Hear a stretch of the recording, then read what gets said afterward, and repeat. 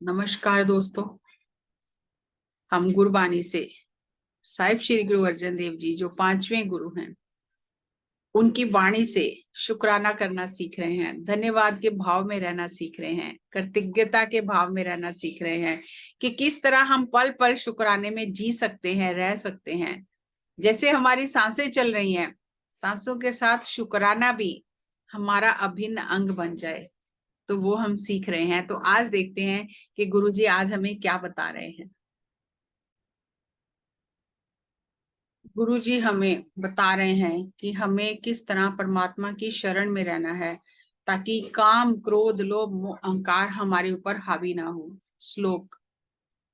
काम, क्रोध और लोभ मोह बिनस जाए अहमेव, नानक प्रभ शरणागति कार प्रसाद गुरुदेव।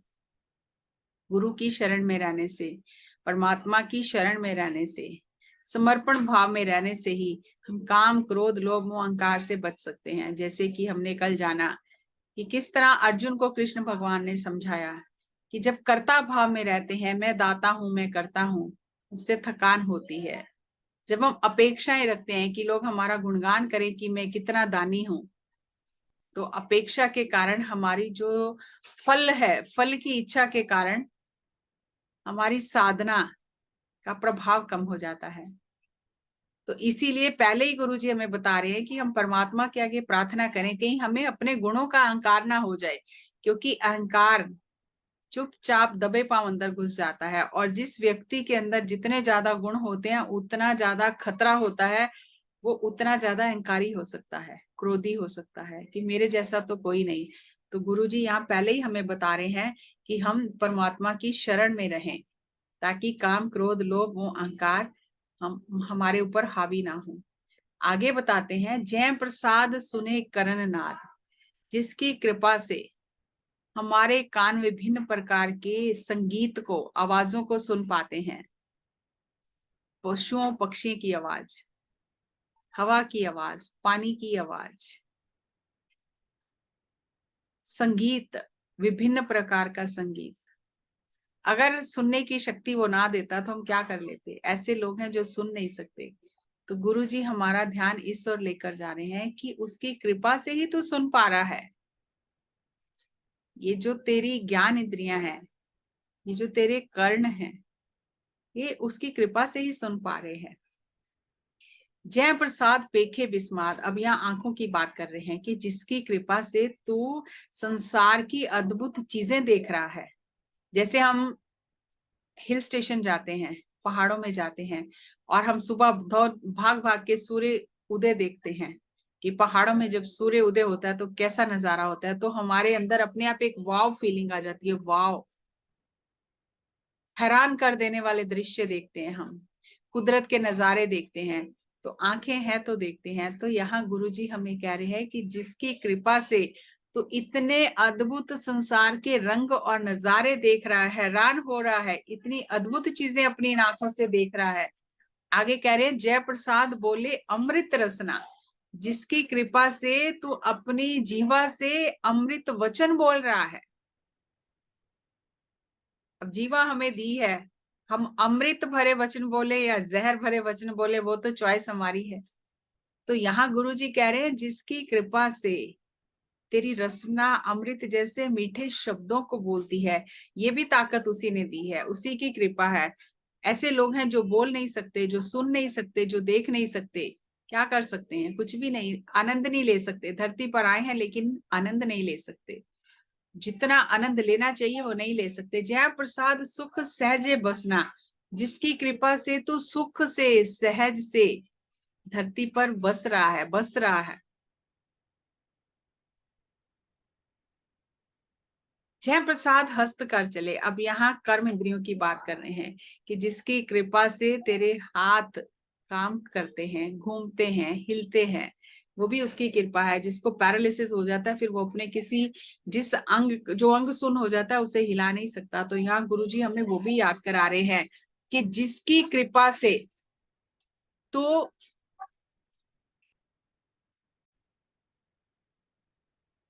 जिसकी कृपा से तेरे हाथ चल रहे हैं, घूम रहे हैं, हाथों को हिला सकता है तू जिस तरह चाहे उस तरह,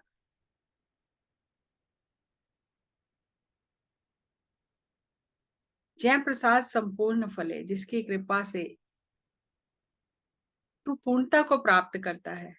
अगर किसी के आंखें नहीं है, हाथ पांव नहीं है, देख नहीं सकता, बोल नहीं सकता, सुन नहीं सकता, वो जीवन की संपूर्णता का आनंद नहीं ले सकता। तो यहाँ हमें कह रहे हैं जिसकी कृपा से तू संपूर्णता से जीवन जी रहा है, पूर्णता से जीवन जी रहा है।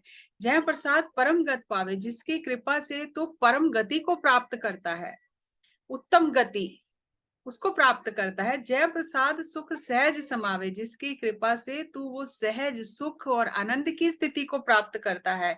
साधना कर करके मनुष्य जीवन के संपूर्णता को प्राप्त करता है, तो साधना करके परमात्मा रूप ही हो जाता है और हमेशा के आनंद में समा जाता है, सुख से, जो आनंद कभी कम नहीं होता। ऐसा प्रभु त्याग अवर कत लागो, उस प्रभु को विसार के, उसे भूलकर फिर तो और किसके साथ जुड़ गया है, किसके साथ लग गया है तेरा मन। गुरु प्रसाद नानक मन जागो, कह रहे हैं हे मेरे मन, गुरु की कृपा से तू जाग जा। यहाँ शरीर के जागने की नहीं, मन के जागने की बात करें कि गुरु की कृपा से तू जाग जा, क्योंकि पूरी अध्यात्म की साधना मन के जागने की साधना है। मन ही तो सोया हुआ है वो माया में, तो मन के जागने की बात कर रहे हैं। और ये सारी चीजें मन को याद करा रहे हैं कि देख तो सही क्या क्या है तेरे पास। एक एक ज्ञान इंद्री कर्म इंद्री के बारे में बता रहे हैं कि तो सुख से इस संपूर्णता को मनुष्य जीवन की प्राप्त करता है। मनुष्य जीवन का उद्देश्य क्या है, मुक्ति और मोक्ष को प्राप्त करता है। ऐसे प्रभु को भूलकर कहाँ लग गया है तेरा मन। एक बहुत सुंदर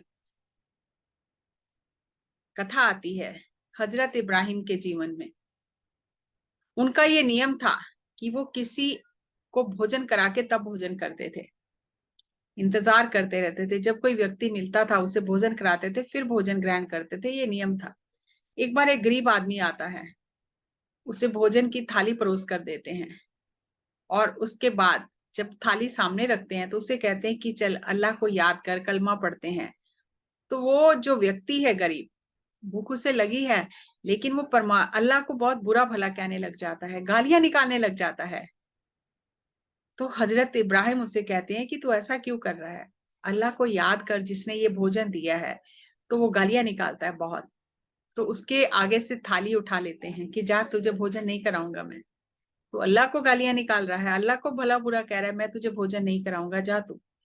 तो व्यक्ति चला जाता है। रात को जब साधना में बैठते हैं तो उनका मन नहीं लगता साधना में, बहुत कोशिश करते हैं। तो फिर अल्लाह से पूछते हैं कि आज मेरा मन क्यों नहीं लग रहा साधना में। तो अल्लाह कहता है कि आज तुमने एक व्यक्ति को भूखे रखा है। तो कहते हैं कि वो तो इतनी गालियां निकाल रहा था, भला बुरा कह रहा था अल्लाह को, इसलिए मैंने उसके आगे से थाली उठा ली। तो अल्लाह ने कहा वो जब से होश संभाली है तब से ही गालियां निकाल रहा है, लेकिन मैंने तो कभी उसका खाना बंद नहीं किया। एक दिन तेरे पास भेजा खाना खाने के लिए, तूने एक दिन में उसको भूखा कर दिया, भूखा रखा तूने। तो हम परमात्मा का शुक्राना करें ना करें, वो दिए चला जा रहा है, लेकिन शुक्राना करने में परमात्मा का कुछ ज्यादा नहीं हो जाएगा, कुछ कम नहीं हो जाएगा, नहीं करने से हमारा ही कल्याण है। और हर दिन हम ऐसी कई चीजें कर जाते हैं, इस घटना से हमें विचार करने की जरूरत है। हम भी ऐसे हर दिन कई चीजें कर जाते हैं और फिर हमारा ध्यान में मन नहीं लगता, किसी का मन दुखा दिया, किसी को भला बुरा कह दिया।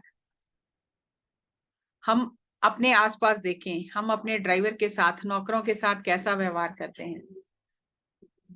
पत्री जी से हमने सीखा कि जब भी उनके साथ हम जाते थे, अलग अलग जगह पर यात्रा करते थे, तो सबसे पहले ड्राइवरों को अपने डाइनिंग टेबल पे, जहां भी जाते थे उनके डाइनिंग टेबल पे बिठा के अपने हाथों से खाना परोस के खिलाते थे कि पहले आप खाओ और फिर आप जाके आराम करो, क्योंकि आपको फिर गाड़ी चलानी है। तो हम तो उन्हें दूर दूर रखते हैं कि दूर बैठो, दूर हट के बैठो, यहाँ हमारे डाइनिंग टेबल पे नहीं बैठना, क्योंकि हमें उनमें आत्मा नहीं दिखाई देती। उनका आज का जो स्टेटस है वो दिखाई देता है कि वो गरीब हैं, हमारे नौकर हैं, हमें उनमें आत्मा नहीं दिखाई देती। लेकिन संत हर किसी को आत्मा के स्तर पर देखते हैं, और जब आत्मा के स्तर पर देखते हैं, आत्मा तो पवित्र है, शुभ, शुद्ध है, शुद्ध चेतन शक्ति है। जब आत्मा के स्तर पर देखेंगे तो फिर किसी से ऐसा व्यवहार नहीं कर पाएंगे। तो परमात्मा हमें दे रहा है, तो हमें भी परमात्मा के गुण अपने अंदर धारण करने हैं। इसीलिए गुरुजी हमें एक एक चीज याद करा रहे हैं कि किन किन चीजों से हम परमात्मा की ओर अपना ध्यान लेकर जा सकते हैं। ये मन कुछ तो करेगा, या गलत सोचेगा या सही सोचेगा। इसीलिए गुरुजी ने हमें सिखाया कि हर समय शुक्राने में रहेंगे तो गलत सोचने का मौका ही नहीं मिलेगा मन को, तो हमेशा ही ध्यान में रहेगा, उन्हीं चीजों की ओर ध्यान रहेगा कि हमारे जीवन में क्या क्या अच्छा है। तो अगले विचार फिर अगले वीडियो में आपके साथ करेंगे। तब तक इस पर और चिंतन करें और मनन करें और गहराई में उतरें। सबका बहुत बहुत धन्यवाद। नमस्कार। Thank you, thank you, thank you.